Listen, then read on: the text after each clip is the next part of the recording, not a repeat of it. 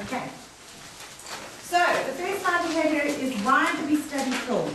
Okay.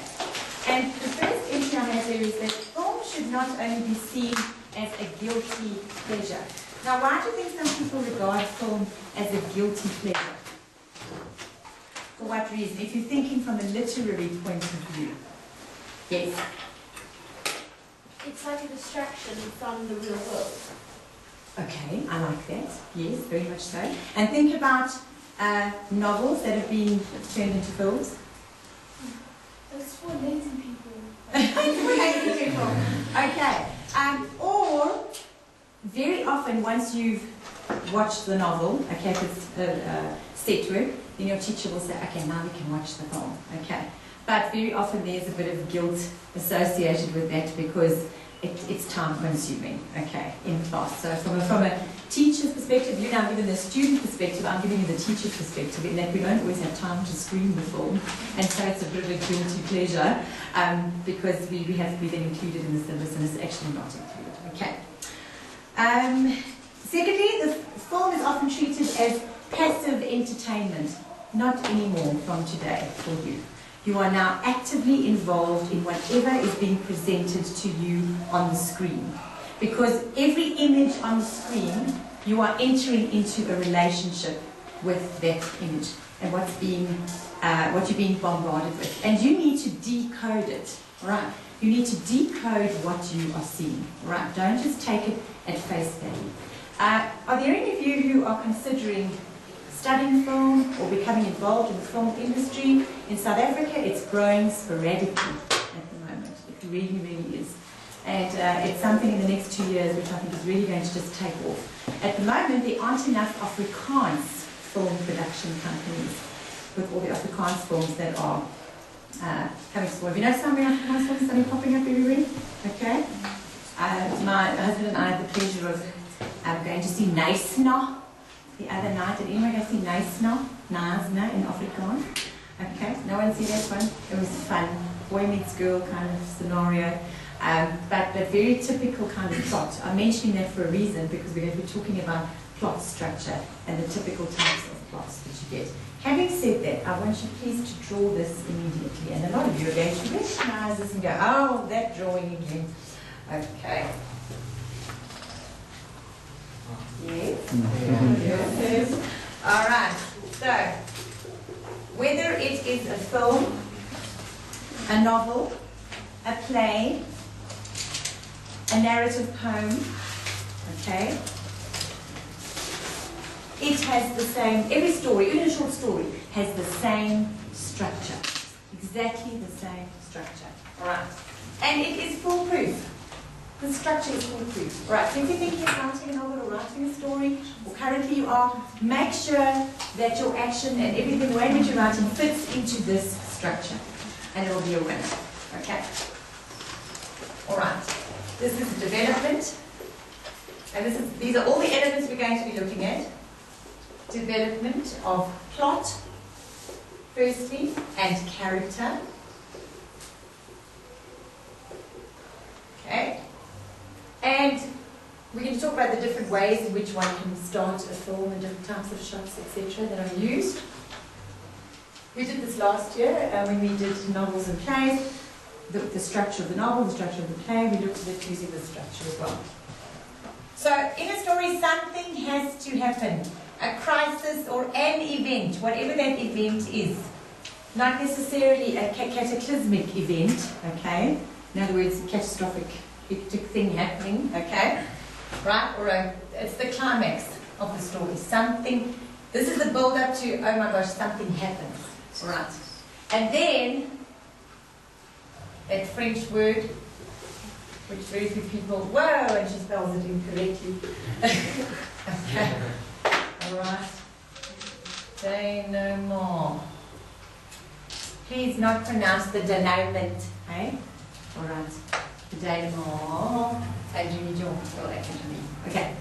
So, the denouement, those are the consequences of what has occurred. What are the consequences of what has occurred? Okay. And finally, your conclusion. And in most films and in most successful plays, novels, stories, There will always be a circular movement. That where you begin is where you end. Okay, right. Very often, films will start with flashback. Okay, you know these films, you've seen them often. Okay, flashback, and then film, and we go back to where we started. Okay, right. So that's an interesting structure in its own right. Next bullet point here, number 3. One doesn't realize one can already interpret meanings created by sounds and images. So we're going to be looking at soundtrack and visual track. Okay, remember for your soundtrack, you need to differentiate between synchronous sound and non-synchronous sound. Okay.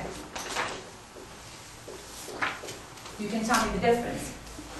Difference between synchronous sound, thank you. Synchronous sound is what you actually see happening on sound. How can you see sound? Well, you see people. Oh, you can experience it. Okay, fine, experience and it, then yes. Non-synchronous would be like the music. So that which is edited in afterwards. Okay, so the non-synchronous sound is, this is natural. Let's say go natural. In other words, part of the environment. Okay, part of the environment. That's naturally part of the environment. So cars whizzing by, telephones ringing in the background, sirens in the background. Those are normal, natural sounds that are naturally part of the environment. As soon as you decide to use a sound effect or edit anything in afterwards, like any kind of music, whether it's instrumental, whether it's song with words, etc., then that is your non-synchronous sound. Okay. So we're going to be looking at sounds and images, so soundtrack and visual track. And please, soundtrack is one word. Visual track, 2 words. Okay, soundtrack, one word, visual track, 2 words. Right.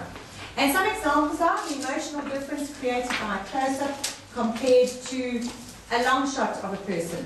Okay, you're going to have a different response, okay, to a close-up of someone, an image on the screen, or a long shot of the same person on the screen.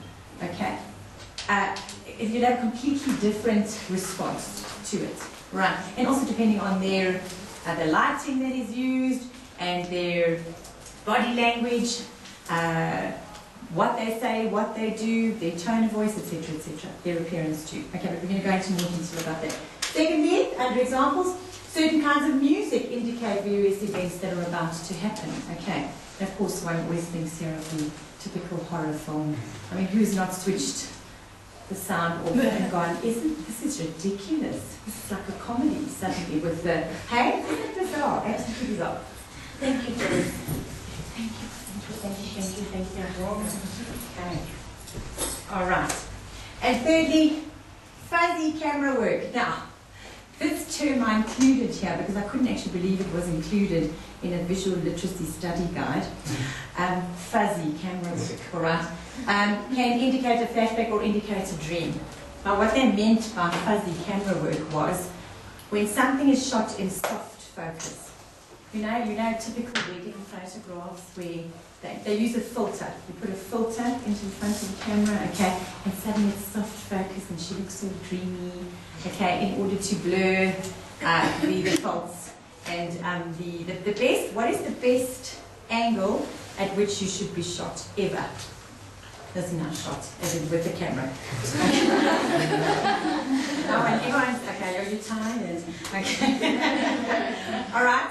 Using a camera when you're shooting someone, all right, what is the best angle at which you can shoot? The most complementary angle? Think of television. On the top, the worst.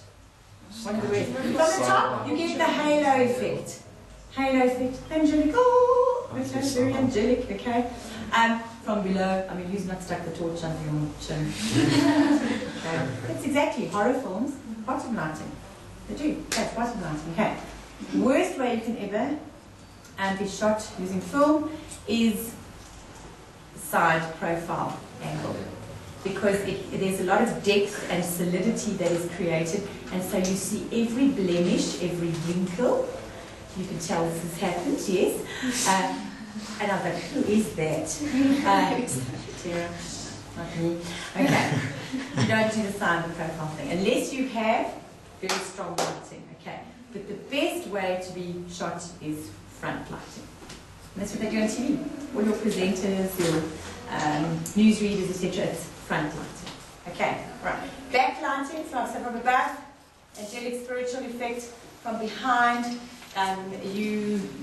it makes you revere the person. Right, hold them in high regard. Okay, backlighting. Okay. So fuzzy camera group, please put there soft focus. In brackets, that is soft focus where they are using a filter in the camera. They're using a filter. Right. Okay, then, so why do we do this? Why do we study film? Okay. Contemporary thinkers on media literacy argue, and media literacy, we're talking, you can use the term media literacy, film study, or visual literacy. You can all use all three of those interchangeably. The same habits a good reader brings to a written text are those a critical viewer brings to a visual text. So just as last year when we were doing the novels and the plays, and we studied characterization, we studied plot, we studied theme, we studied point of view. We're going to be studying those same aspects, but now just from a filmic perspective. Okay. In both genres of text, you have to be a critical thinker. And that is the number one prerequisite for advanced program English. You must be able to think laterally and think and analyze critically. Critical analysis, that's what we're interested in. So it means you can predict, you can make connections, you can infer. What does it mean to infer? You see a suggestion of something and then you can draw the conclusion. Okay, that's when you are inferring. Okay, so this suggests that. So you can make connections as indicated. Ask questions and you can interpret. Now that's basically a definition there of an advanced program English student. Right? Doesn't matter what text or what poem you are looking at, that is how I want you to engage with the text. All right. And also, what it suggests here is, in your exam, there are 3 components to every single question. You get the question that asks you to engage with the texts you have studied. So you've got to look at the text you have studied, the prescribed texts. In addition to that, in the same question, they give you a quotation from someone who said something about your theme still is revolution and rebellion for question 1, right? So a quotation about revolution and rebellion. And then the third aspect is they ask you to focus on a particular aspect within these films. So you have 3 variables that you have to consider. In your essay, you then have to comment on the text itself. You have to include how the quotation relates to the text and the specific element that they're asking you to investigate. That's formidable, but that is critical thinking, and that will prepare you for any tertiary institution. Then you are prepared to go anywhere. Okay, doesn't matter what you're studying. It doesn't mean you're going to study journalism. An APE student does not have to go and study journalism. All right, you can go and study a BSc, a BCom, become marketing, whatever you want, and it's going to teach you to become a critical thinker. Right, you will fly through university. In both genres, and also because of the volume of text that you've been exposed to all the time. In both genres of text, that is film and written text, meaning is made through details of character, theme, plot, mood, conflict, and symbolism. Now, this word symbolism, when I talk about symbols in film, it is an acceptable term, but I wanted to, in brackets, put the word index. Because very often, in filmic writings, they refer to something being indexical. And it's maybe a filmic term, another synonym to the word symbol, but in filmic terminology. Okay, cinematographic terminology. Okay. Right, I love this quote by John Culkin. Why study film? We live in a total information culture. Would you agree? which is being increasingly dominated by the image. We're very visually stimulated. Okay. Intelligent living within such an environment calls for developing habits of perception, analysis, judgment. Do you notice judgment is spelled without an E there? It's correct. It's the only word that you can, not only, one of the few that you can use, write interchangeably, and it's not an Americanism. Okay, you can spell judgment with an E or without an E, and it is correct. Okay, I had a full-on go at a teacher about that one. But she marked it incorrectly in the student's work, and I was like, we're both correct. And we went and checked the dictionary, and so she left educated. Anyway, and selectivity, that are capable of processing the relentless input of visual data. Think about how often in a day you are bombarded with a visual image. All the time. All the time, okay? And it's not necessarily just through media, okay? Different types of media, because there's film, there's television, there's computer images, on your smartphones, and then we mustn't forget about the natural images, just of people whizzing past you, and everything else around you. Okay, so we're very, very visually orientated. Because schools are where the tribe passes on its values to the young. Don't you love that? Where the tribe passes on its values to the young. Schools are where film study should take place. Why? Because we're encouraging you to think critically. Okay, or we should be at least.